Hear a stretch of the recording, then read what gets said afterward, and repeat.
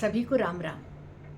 मैं मीरा श्रीवास्तव पुनः उपस्थित हूँ आनंद रामायण के रोचक प्रसंगों के साथ। ये रोचक प्रसंग आप सभी को अच्छे लग रहे हो तो लाइक करिए, शेयर करिए और सब्सक्राइब भी करिए। कमेंट्स और लाइक ज़रूर करिए। कमेंट्स में आप मुझे जवाब देने का अवसर मिलता है, अच्छा लगता है। आप प्रश्न करते रहिए। चलिए, ये तो हमको सबको मालूम है ना, क्योंकि रामचरितमानस में भी दिया है, वाल्मीकि रामायण में भी है कि लक्ष्मण को जब शक्ति लगी मेघनाद के द्वारा तो हनुमान जी द्रोणगिरी पर्वत पर गए और वहाँ से संजीवनी बूटी लाए थे, तब लक्ष्मण की जान बची थी। अब यहाँ जो हम आनंद रामायण की बात कर रहे हैं, यहाँ पर दृश्य कुछ अलग है। एक नहीं है, दो नहीं है, और भी हैं।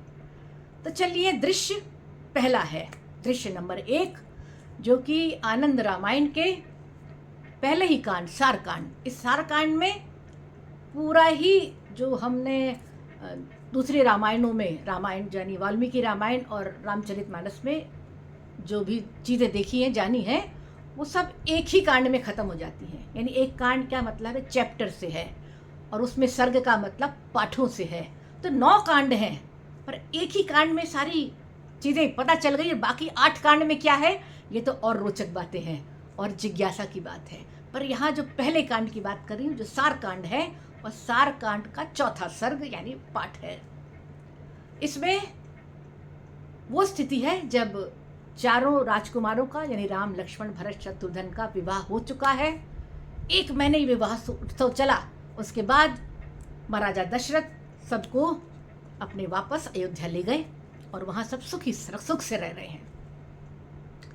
दीपावली का समय आता है, आने वाला है, और राजा जनक की ओर से महाराजा दशरथ को दीपावली मिथिला में मनाने का निमंत्रण मिलता है, जिसे दशरथ स्वीकार करते हैं और पूरे रघुवंश और अपनी निजी सेनाओं के साथ वो प्रस्थान करते हैं मिथिला की ओर। वहाँ पर पूरे ही आनंद से दीपावली उत्सव मनाया जाता है, और उस उत्सव के बाद वो मिथिला से अयोध्या की ओर आ रहे हैं।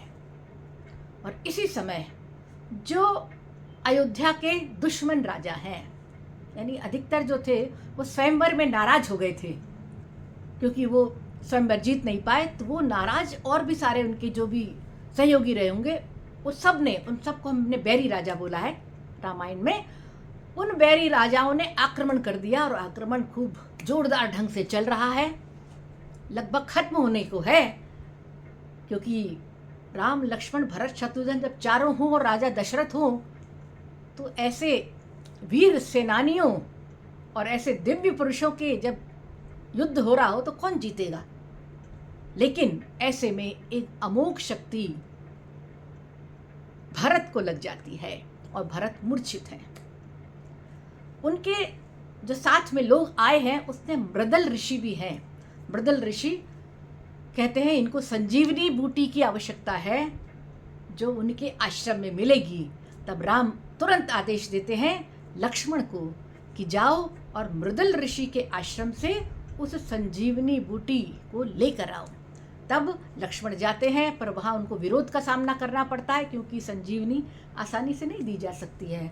तो विरोध का सामना करते करते हुए वो वहाँ पर जीत हासिल करते हैं और संजीवनी बूटी लेकर आते हैं।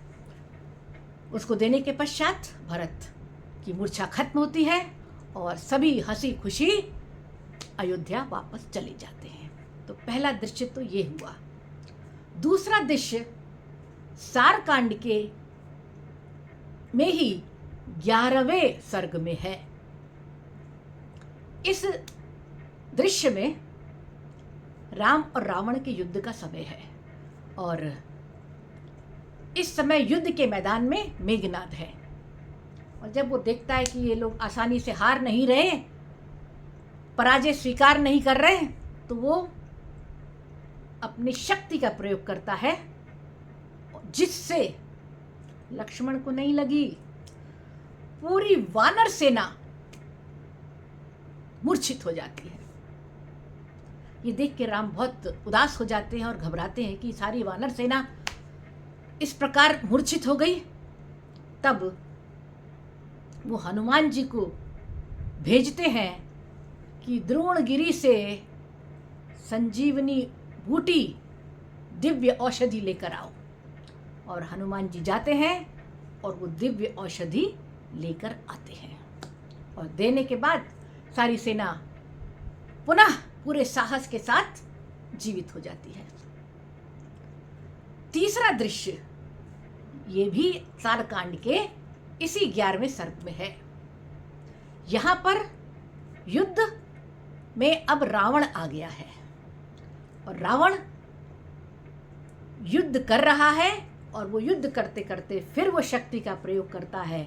इस बार वो शक्ति लक्ष्मण को लगती है और वो मूर्छित हो जाते हैं। और तब सुषेण वैद्य आते हैं। सुषेण वैद्य बोलते हैं कि इन्हें संजीवनी बूटी की आवश्यकता है जो द्रोणागिरी पर्वत पर मिलेगी, और वो पहचान बताते हैं, और हनुमान जी को फिर भेजा जाता है। राम हनुमान को आदेश देते हैं, वहाँ वो जाते हैं। काल नेमी का बीच में आता है, काल नेमी, उसका भी वध करते हैं और पहचान नहीं पाते उस संजीवनी बूटी को, और पूरा द्रोणगिरी पर्वत ही लेकर आते हैं। और तब वो संजीवनी देकर लक्ष्मण की मूर्छा हटती है और वो पुनः खड़े हो जाते हैं, पुनः जीवित हो जाते हैं। इन तीनों दृश्यों में पहला दृश्य तो आश्रम में संजीवनी का था, यानी कोई ऐसी संजीवनी है जो मिल जाती है, पहचान करने पर उसको संजो के रखी गई है। पर दूसरे और तीसरे दृश्य में दोनों बार द्रोणगिरी का जाकर लेके आने का वर्णन किया है। तो हो सकता है, क्योंकि आनंद रामायण के संस्करण बहुत हैं और टीकाएं भी बहुत हैं, यानी अलग अलग लोगों ने लिखी हैं। अब रामायण जो है ये मेरे पास हिंदी में है, थीसिस है एक, जिसमें शॉर्ट में पूरा दिया है और उसके बाद उसकी व्याख्या की है। तो संस्कृत तो भाई पूरी पढ़ने में नहीं आती कि हम पूरी रामायण लेकर उसका समझें, ठीक है, पूरी तो नहीं आएगी, तो हिंदी में ही जो है समझा जाता है, पढ़ा जाता है। तो शायद ये व्याख्या करने में थोड़ी सी ऊपर नीचे हो गई। पहले लक्ष्मण को शक्ति लगी होगी, द्रोणगिरी से वो संजीवनी बूटी लेकर आए, उसका प्रयोग लक्ष्मण पर हुआ। और एक जगह वाक्य है कि द्रोणगिरी से लाई हुई औषधियों के प्रयोग से वानर सेना जो थी वो होश में आई। यानी पहले ये वार्ता, पहले लक्ष्मण को लगी होगी शक्ति, उसके बाद वानर सेना जो है वो मूर्छित हुई होगी। तो थोड़ा सा कंफ्यूजन है, लेकिन हम उसको अपने अनुसार आपके सामने रख रहे हैं। और ये भी बता रहे हैं कि संजीवनी भी जो पहचान में नहीं आई ना, तो संजीवनी भी एक नहीं है, 4 प्रकार की है। मैं उसका नाम नोट किया है मैंने। एक संजीवनी है विशल्यकरणी, हथियारों को शरीर से निकालना और उससे जो घाव हुए हैं उसको ठीक करना, नाम है विशल्यकरणी। दूसरा है सुवर्णकर्णी, यानी शरीर के वर्ण जो बदल जाता है उसको वापस, यानी शरीर का रंग हथियारों के प्रयोग से जो लगते हैं घाव, उससे शरीर का रंग बदलता है। तो इस संजीवनी के प्रयोग से रंग शरीर का वापस मिल जाता है।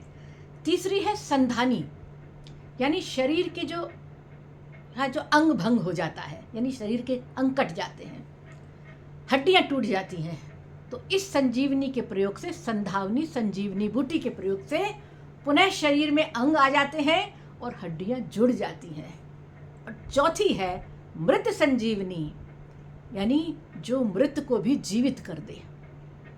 तो मुझे लगता है कि या जो जिस प्रकार उसमें आनंद रामायण में दिया है, ये मृत संजीवनी ही लक्ष्मण जी के लिए मंगाई गई थी। बाकी संजीवनी जो है वो आश्रमों में शायद रहती रही होंगी, इसीलिए मृदल ऋषि के आश्रम में भरत के लिए संजीवनी मिली। पर ये एक विशिष्ट प्रकार की मृत संजीवनी थी, इसीलिए मृत अवस्था में बेहोश थे वो, लगभग मृत प्राय, क्योंकि अगर रात भर में नहीं आएगी तो लक्ष्मण जी की मौत हो सकती है। इसीलिए इस संजीवनी को मृत संजीवनी बोला गया है। और यही संजीवनी हनुमान जी लक्ष्मण जी के लिए लाए, और तब लक्ष्मण जी को होश में आए वो, और आगे की कथा आपको मालूम है, वही सब कथा यहाँ पे भी है। इस प्रकार के अनोखे प्रसंग हमको आनंद रामायण में मिलते हैं। आनंद रामायण में 9 खंड हैं, 9 कांड के नाम है। पहला कांड जो है वो उसमें ही पूरी, क्योंकि आखिर के पूरी कथा तो लगभग उसमें खत्म हो गई। आखिर के 8 कांड कितने विस्तृत हैं, जैसे जैसे मैं उसको पढ़ रही हूँ वैसे वैसे बड़ा आश्चर्य हो रहा है। पर ऐसे ही रोचक प्रसंगों के साथ मैं आप सबके समक्ष शीघ्र उपस्थित होती हूँ। तब तक इंतज़ार करिए। राम राम।